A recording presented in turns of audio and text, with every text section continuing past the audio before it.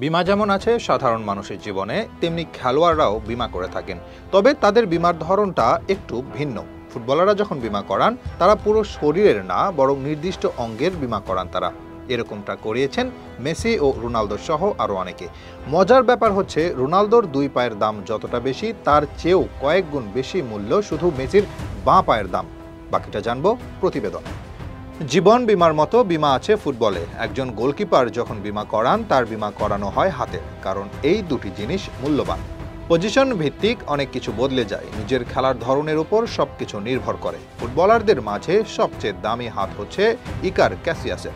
সাবেক স্প্যানিশ এই গোলকিপার 2020 সালে অবসরে যান, তবে 2007 সালে নিজের দুই হাতের বীমা করান তিনি, যেটা ছিল 10 মিলিয়নের। ক্যাসিয়াস একবার মজা করে বলেন, আমি হাঁটুতে আঘাত পেলেও মনে করি সেটা আমার হাতে আঘাত করেছে। তার সাবেক ক্লাব সতীর্থ গ্যারেথ বেলও নিজের বীমা করিয়েছেন। অবসরে যাওয়া এই ফুটবলার অবশ্য বীমা করান নিজের দুই পায়ের। প্রায় $100 মিলিয়ন বীমা করিয়েছেন তিনি। মজার ব্যাপার হচ্ছে, 2013 সালে রিয়াল মাদ্রিদ তাকে দলে ফেরায় রেকর্ড 100 মিলিয়নেই। লিওনেল মেসির ক্লাবের অন্যতম মালিক ডেভিড বেকহাম, তাকে ধরা হয় ফুটবল ইতিহাসের সবচেয়ে স্টাইলিশ খেলোয়াড় হিসেবে।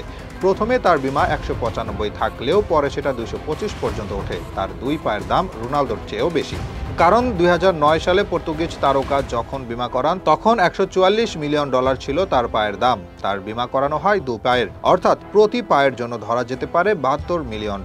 এবার আসা যাক লিওনেল মেসির দিকে। বলা হয় ফুটবল ইতিহাসে সবচেয়ে দামি বাঁ পা লিওনেল মেসির। এতে নেই কোনো সন্দেহ। বছরের পর বছর যা কিছু উপহার দিয়েছেন ফুটবলকে, তাতে অনেকের চোখে তিনি সর্বকালের সেরা খেলোয়াড়। এতে খুব একটা দ্বিমত করার লোক নেই। অন্তত ফুটবলার, কোচ, ক্রীড়া বিশ্লেষক এদের বড় অংশ মনে করেন মেসি সর্বকালের সেরা। যার অবস্থান এত উপরে, বীমায় তার মর্যাদাও অনেক উপরেই। তার বীমা করানো হয়েছে শুধু বাঁ পায়ের, যা ইতিহাসের সবচেয়ে দামি। অনুমান করতে পারেন মেসির বাঁ পায়ের দাম কত? তার শুধু বাঁ পায়ের দামই $950 মিলিয়ন। অর্থাৎ তার পায়ের যদি কোনো ক্ষতি হয়, তবে তাকে দেওয়া লাগবে $950 মিলিয়ন। অবশ্য মেসি তো এসবের যোগ্যই। যা কিছু করেছে ক্যারিয়ার জুড়ে এই বাঁ পা দিয়ে, তাতে এরকম দাম প্রত্যাশিতই। যদিও মেসির ক্যারিয়ারে আইকনিক মুহূর্তের বেশিরভাগ ডান পায়ে আছে। এই যেমন বিশ্বকাপ ফাইনালে করা দ্বিতীয় গোল ডান পায়ে। এরপর 2015 সালে ম্যানুয়েল নয়ারকে বোকা বানিয়ে যে গোল করেছিল চিপ শটে, সেটাও ছিল ডান পায়ে। তর্ক সাপেক্ষে চ্যাম্পিয়ন্স লিগের ইতিহাসে করা সেরা গোল হচ্ছে রিয়াল মাদ্রিদের 4 জন খেলোয়াড়কে কাটিয়ে করা গোল, সেটাও আসে ডান পা হতেই।